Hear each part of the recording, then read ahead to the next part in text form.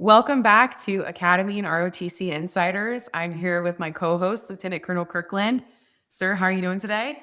I'm doing great, Trish. Really looking forward to this episode to help candidates navigate being unfortunately rejected from a service academy. I want to be the voice of reason today and the voice of hope in that if you really want to go to a service academy, do not give up. And we are here to tell you exactly what you need to do to be successful. But the reality is a lot of students are successful on their second and sometimes third tries applying to the service academies. You might hear the concept of the thin white envelope or TWE.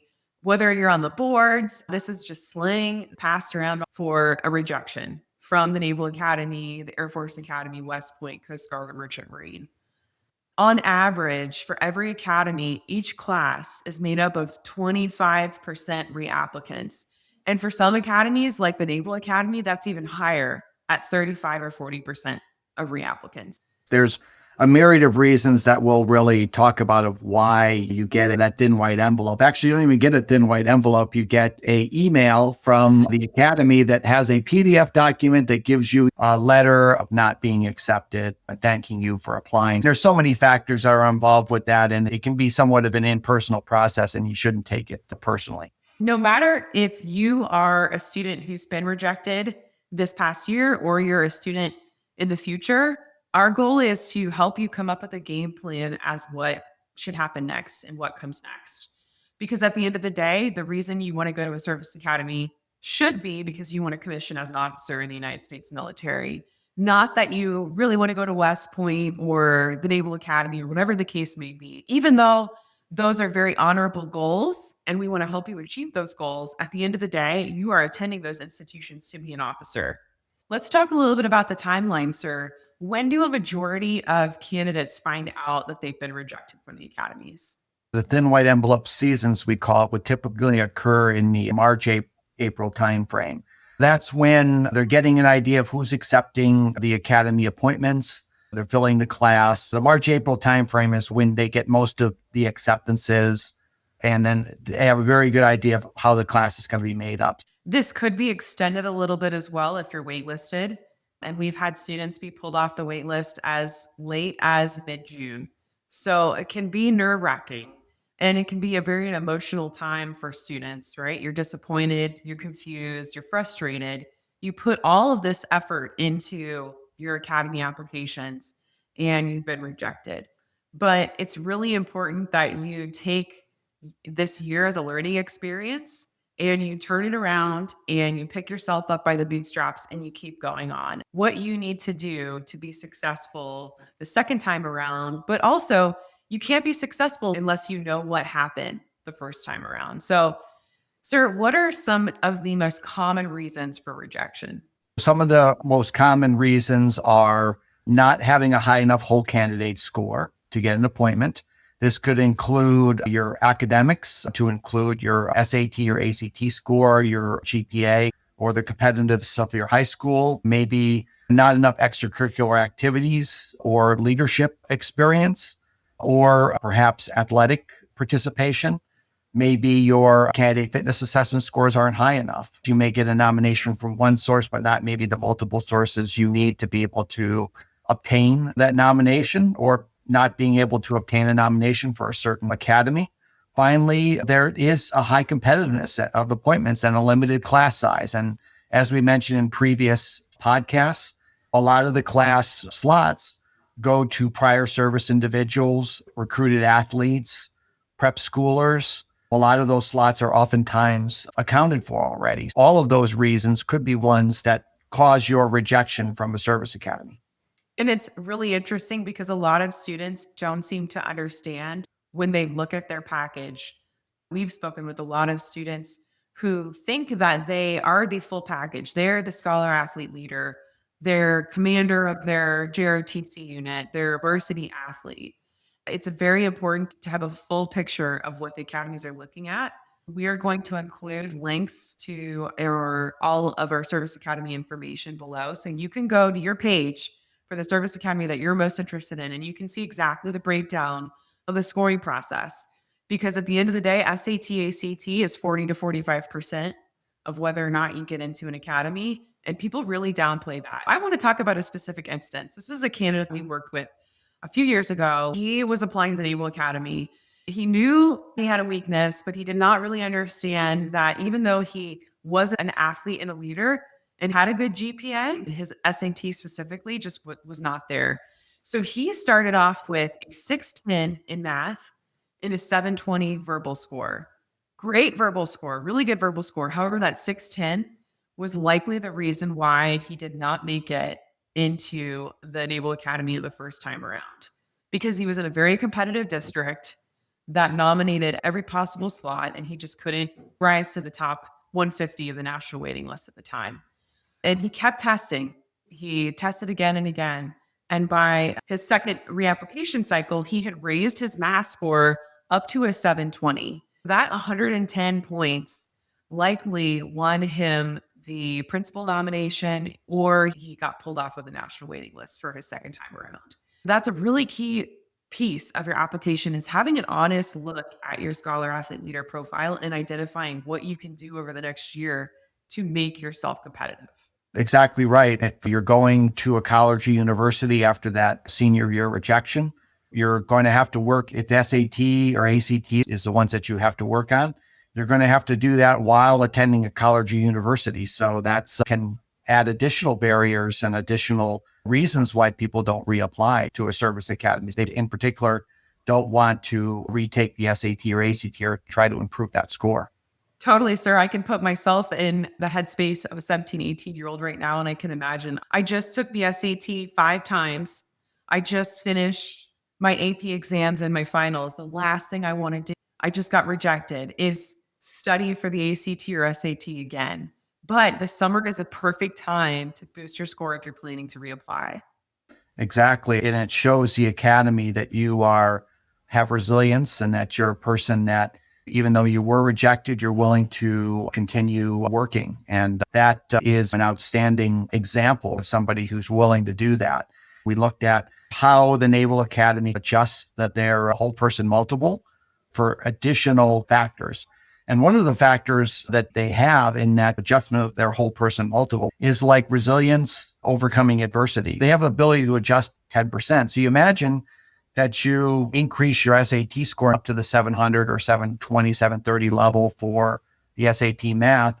And then in addition, you're going to get additional points and adjustment of your whole person multiple for the resilience and overcoming adversity. So it's almost like you get a double bump by reapplying and taking the SAT again.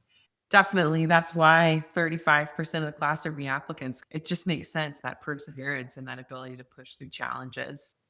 A lot of this is very overwhelming for students. It can cause uncertainty and it can cause frustration. If you have been turned down by one of the service academies, I really strongly encourage you to book a strategy session where we will go over your strategy and put together an entire year's plan of what you can do and what steps you can take now to make sure that your reapplication is successful. Because there are some students who reapply 3 times. In fact, one of our Naval Academy coaches, he reapplied 3 times to the Naval Academy before he was accepted out of Navy ROTC. So there are very concrete steps that you can take now. And we want to help you identify what those are and really lay those out for you for the next year. So after you have sat down and identified your plan and what you can do to make yourself more successful, it's important to just keep that positive mindset and make sure that you're carrying out your plan for the next year, whatever that may be. We talked about SAT and ACT scores, but another really critical component of this is continuing down the path of becoming an officer, which looks like ROTC. Sir, if I am a college student and I reapply to the Air Force Academy and I'm not in some sort of military commissioning program, what does that say to you? The first thing you would say to me is that why are you at a college or university and you're interested in becoming an officer, and why aren't you participating in ROTC? Why aren't you continuing to build up your knowledge about the military, because ROTC is a great way to do that at a college or university. If you're a student and I'm looking at you for, say, West Point, and you're at University of Connecticut and they have an ROTC program on campus and you're not participating in the ROTC program, I would question your reasons and your motivation for military service. I mean, are you just interested in going to West Point, or are you interested in the military? Because if you were, you'd be doing ROTC during that year. That's really how I would look at it certainly as an admissions person at an academy is, are you participating in ROTC, and are you continuing to learn, build up your knowledge and experiences about the military? If you're not in ROTC, you also do not have the same opportunities to increase your whole person multiple, your whole candidate score, whatever academy we're talking about, because it's pretty challenging in college, especially as a freshman, to take on leadership opportunities. But if you're in ROTC, you're going to have opportunities within PT and just the unit volunteering, leading, raising your hand for opportunities that just don't come along.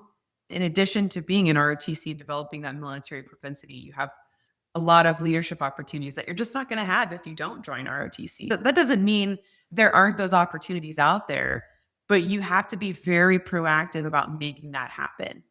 And the next piece is improving your CFA. If you get the same CFA score and it's average, you should absolutely retest and be pushing through that to, again, show improvement, just like the SAT and the ACT.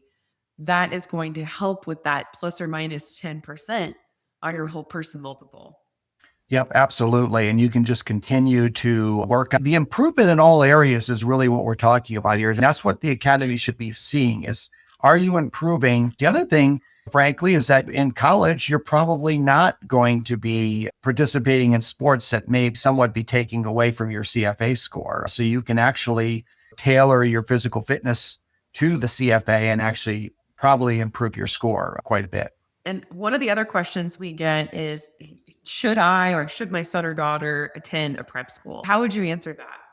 I would say no, that the prep schools really are oftentimes are pathways for those candidates that maybe are lacking something academically. The different academies will have a prep school program that's outside of their normal prep schools, but it's like a program for their athletes that go to these prep schools and are funneled in. But I would say that a lot of those schools tend to be not as academically rigorous. They tend to be more pre-calculus, math, increasing the person's math, English skills, and other types of skills that you would get in junior and senior year of high school. But if you go to a regular college or university and you duplicate what you'd be doing the first year of the service academy, do well there, that's a direct indicator to the academy that you can take and complete and be successful with a college level curriculum at a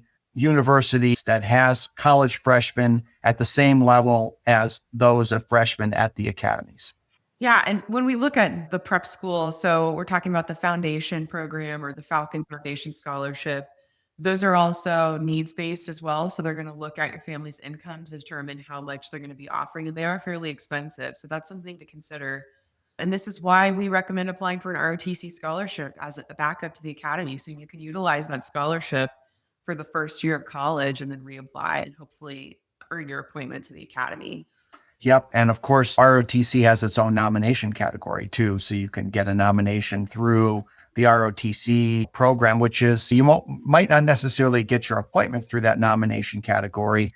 But what's neat about that is you can actually get an appointment earlier in the process, because we even have candidates here in May that are applying for this year coming up, where most people are not going to be able to open up their application until June or July. And they've already got a nomination to an academy for this next year. So they're already able to compete, and they're not even high school seniors yet. Really interesting part of that process. And when it comes to ROTC, if you are going to join college ROTC, there's something that is really important that you keep in mind.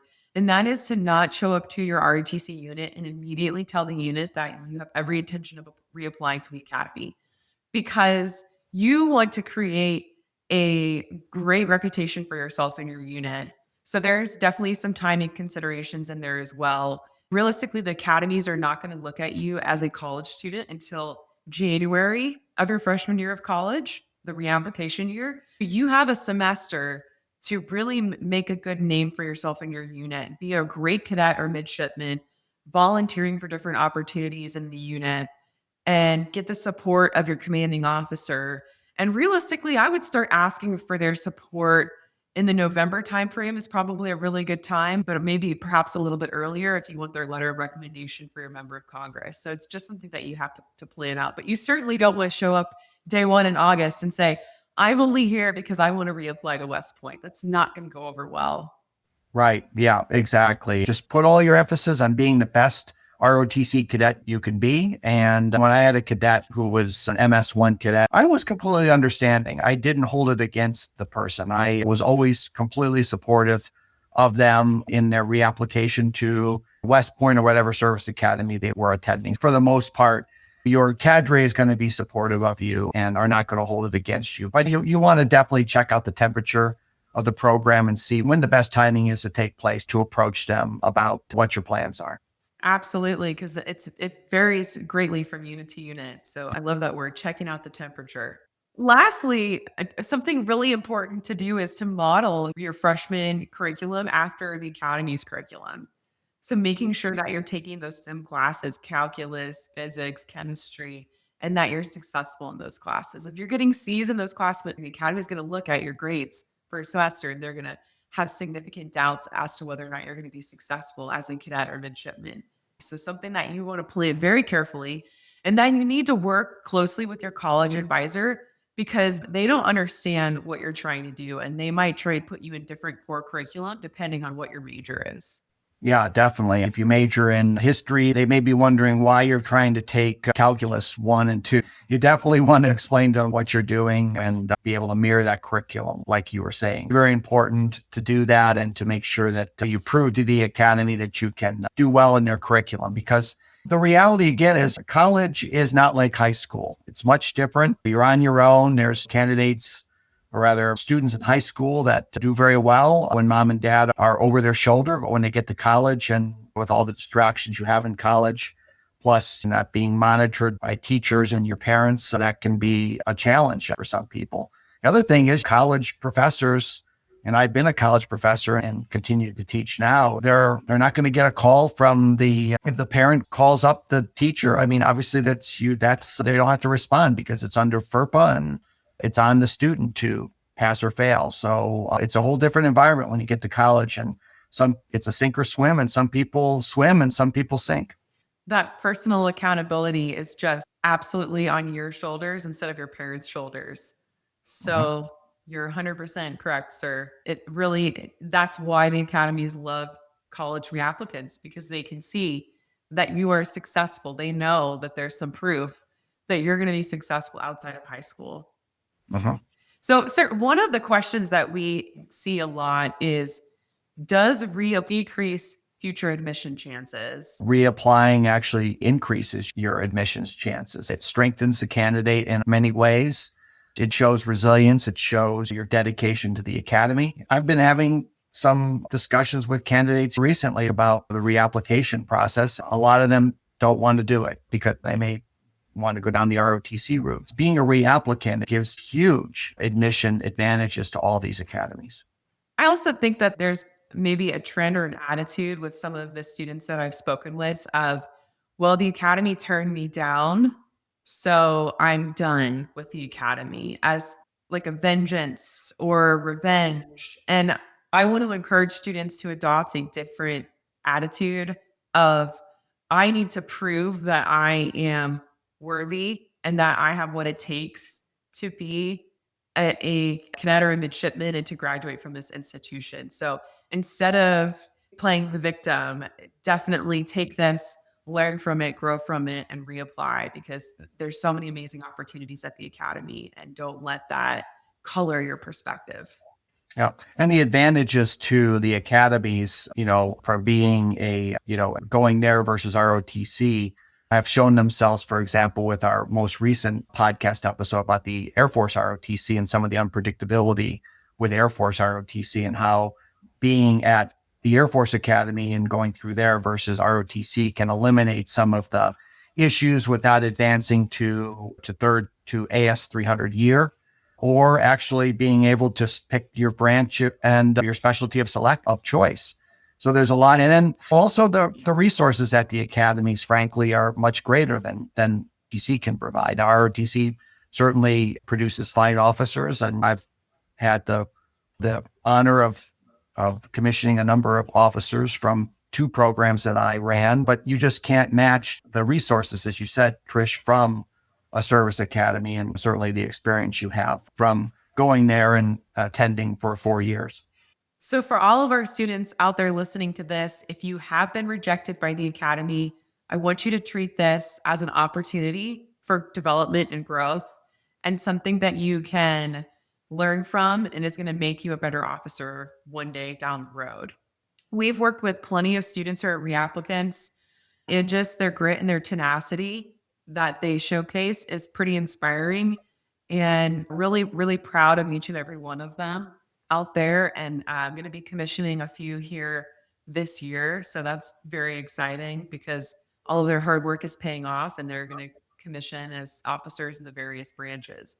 They realize that this is just a little bump in the road, that a year is not that long. I know it seems longer to somebody who's 17, 18 years old versus someone who has a little more time under their belt, but you can really grow from this experience. And the other thing is, like I said earlier, you don't really know why you were rejected, right? It may be for some reasons that you had absolutely no control over. And then also the dominance of recruited athletes and prior service individuals under categories that you had the inability to compete from, and you still don't. So you don't know why you were rejected, and you can't really take it personally because you can't be sure why you got that rejection. And if you want the best chances of increasing your opportunities of earning that appointment, make sure that you're subscribed to our channel and that you're reading all of our content and material, because our goal is to help you earn that appointment. And we are publishing information that we find as much as possible to be able to give you that competitive advantage. So like and subscribe our podcast, please. And we look forward to helping you continue to reapply to earn the appointment.